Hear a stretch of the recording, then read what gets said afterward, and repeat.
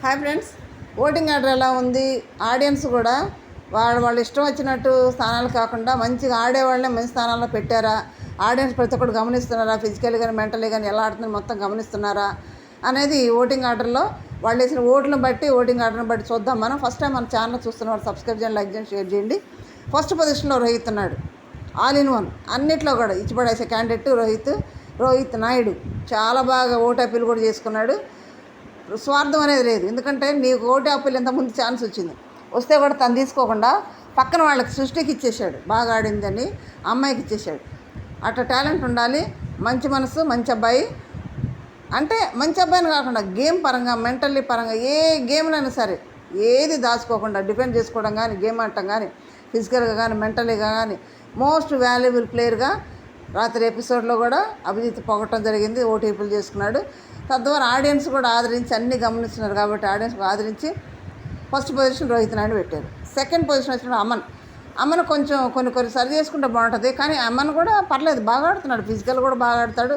మెంటల్గా అయితే కొంచెం డౌన్ అవుతాడేమో, కానీ అంటే తొందరగా చేయటం వల్ల ఏదో మైనస్ అవుతుంది. కానీ తను ఆడడానికి కాదు కానీ టాలెంట్ ఉంది కానీ ఎందుకంటే ఇంతకుముందు హౌస్లో చూసినట్టు గమనించి ఎలా ఉండాలి హౌస్లో అనేది కూడా కొంచెం క్యాలిక్యులేటెడ్ కొంచెం ఉంది. అమ్మకి అన్ని గెస్సింగ్ అయితే ఉంది కాబట్టే అపూర్వాన్ని క్వశ్చన్ చేశాడు. నువ్వు ఇట్లా చేయబట్టి రాంగ్ డెసిషన్ ఇవ్వబట్టి నన్ను బయట బ్యాడ్గా అనుకుంటున్నారు అని. ఆ టాలెంట్ అంత తెలిసినప్పుడు అనవసరమైన విషయాల్లో జోక్యం చేసుకొని మాట్లాడకూడదు అనేది కూడా కొంచెం గమనిస్తే అమ్మని బాగుంటుంది. కానీ ఆడియన్స్ కూడా గమనించి సెకండ్ పొజిషన్లో పెట్టాడు. ఫస్ట్ పొజిషన్లో అమ్మని వచ్చి సెకండ్ పొజిషన్ దిగిపోయాడు. సెకండ్ పొజిషన్లో ఉన్న ఫోర్త్ పొజిషన్లో ఉన్న అమ్మని వెళ్ళిపోయి ఫస్ట్ పొజిషన్లోకి వెళ్ళిపోయాడు. థర్డ్ పొజిషన్లో రాజకుమారి ఉంది. రాజకుమారి డయానా బాగా ఆడుతుంది, చాలా టాలెంట్గా ఆడుతుంది, ఫిజికల్లీ ఆడుతుంది, మెంటల్లీగా ఆడుతుంది. మరి నిన్న ఎపిసోడ్లో ఎందుకు ఏడ్చిందబ్బా? మేబీ ఎందుకు ఏడ్చిందంటే ఒకవేళ అందరు గెలుస్తున్నారు కదా, నేను ఓడిపోతానా వెళ్ళిపోతానా అలా ఆలోచన చేడ్చిందా? అక్కడైతే మాత్రం అభిజిత్ గారు నాకు గ్రీన్ ఇచ్చారు, అభిజిత్ గారు గౌరవం కాపాడలేకపోయినా నేర్చేసింది. కానీ అది కరెక్ట్ కాదేమో అనిపిస్తుంది నాకు. అనవసరం నేర్చిందేమో అనిపించింది. అది ఎందుకు ఏడ్చిందని మీరే కామెంట్ చేయండి నాకు. ఫోర్త్ పొజిషన్లో చరణ్ ఉన్నాడు. చరణ్ మామూలు కదా, మదనపల్లి బాగా ఆడుతున్నాడు. మంచి టాలెంట్ పిల్లాడు, హుషారుగా ఉన్నాడు. నిన్న వెయిట్ గేమ్లో చాలా బాగా ఆడాడు. అంటే ఫిజికల్లీగా మెంటల్లీగా పర్లేదు, బాబాయ్ బాగానే ఆడుతున్నాడు. ఫిఫ్త్ పొజిషన్లో మిథిలేష్ కూడా ఫిజికల్గా బాగా ఆడతాడు కానీ మెంటల్లీగా మాత్రం కొంచెం తక్కువే.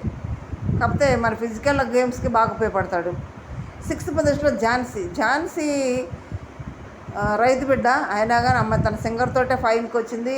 తన అక్కడికి వచ్చి సెలెక్ట్ అయ్యి అంతమందిలో సెలెక్ట్ అయ్యి 200 మంది నుంచి 15 మంది సెలెక్ట్ అయ్యి 15 మందిలో నుంచి బిగ్ బాస్ హౌస్లోకి ఫస్ట్ అడుగుపెట్టి లేడీ కంటెస్టెంట్ ఝాన్సీగా కూడా పేరు తెచ్చుకుంది.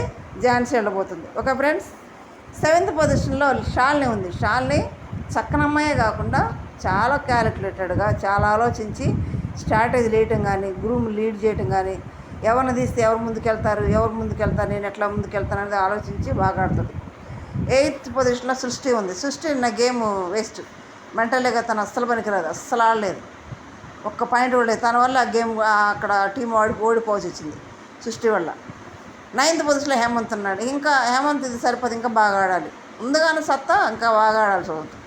10th పొజిషన్లో అపూర్వ వాక్చాతుర్యం ఉంది, బాగా డిఫెండ్ చేసుకోగలదు, బాగా మాట్లాడగలదు. కానీ గేమ్ పరంగా మెంటల్లీ పరంగా కూడా బాగానే ఉంది. నిన్న మెంటల్ పరంగా కూడా బాగానే ఆడింది. కానీ గేమ్ ఫిజికల్ పరంగా ఏమన్నా కొంచెం తగ్గుద్దేమో కానీ, ఎందుకంటే పక్కమ్మాయి కదా, పర్లేదు. 11th పొజిషన్లో ప్రియా కూడా అట్టట్ట ఓకే అన్నట్టుంది. 11th పొజిషన్ ఉంది. 12th పొజిషన్ వచ్చేటప్పటికి రామకృష్ణ మాత్రం నా బతుకని డాట్ వేయించుకున్న ఉపయోగం లేదేమో అనిపిస్తుంది నాకు. మరి తను ఇంకా ముందుకు రావాలి. కన్ఫ్యూజ్ అయిపోతున్నాడు. ఏదైనా ఆటగా చెప్తున్నా కానీ కన్ఫ్యూజ్ అయిపోతున్నాడు. వాళ్ళు ఏమంటే ఏదన్నా అతను గేమ్ మా టీంలో తీసుకున్నా మాకున్న టైంలో అతనికి అర్థమయ్యేటట్టు వివరించడానికే మా టైం సరిపోద్ది. కన్ఫ్యూజ్ అయిపోతుంటాడు. 1-4 సార్లు చెప్పాలి మేము అని అంటుంది. తను కూడా అన్నాడు. ప్రియ కూడా 1-4 సార్లు చెప్పుద్దంటే, ఏదైనా మాట్లాడేదంటే కూడా అలా మాట్లాడకూడదు, ఇలా మాట్లాడరు అని చాలా చెప్పుద్దంట ప్రియ. అంత అవగాహన లేకుండా అట్లా కన్ఫ్యూజ్గా ఉంటే హౌస్లోకి వెళ్ళాక ఇంకా కన్ఫ్యూజ్ అయిపోతాడు. ఎందుకంటే ఇక్కడ బయటే ఎట్లుంటే హౌస్లోకి వెళ్తే ఎవరు ఉండరు, ఒక మొక్కలు ఆలోచించారు. దాంట్లో మెంటలీ స్ట్రెస్గా ఉంటుంది బాగా. ఆ స్ట్రెస్లో ఈ గేమ్ గురించి ఆలోచించాలంటే ఇంకేం ఆలోచిస్తాడు? మరి ఆడియన్స్ ఏం ఆలోచిస్తున్నారు కానీ 12th పొజిషన్లో పెట్టారు. ఇవి ఓటింగ్ ఆర్డర్. మీ ఇష్టమైన కంటెస్టెంట్ ఓటేసుకోండి. Okay friends. ఓటు ఎందుకు వేస్తున్నారో కూడా చిన్న కామెంట్ చేయండి, లైక్ చేసి షేర్ చేసి సబ్స్క్రైబ్ చేయండి. Thank you.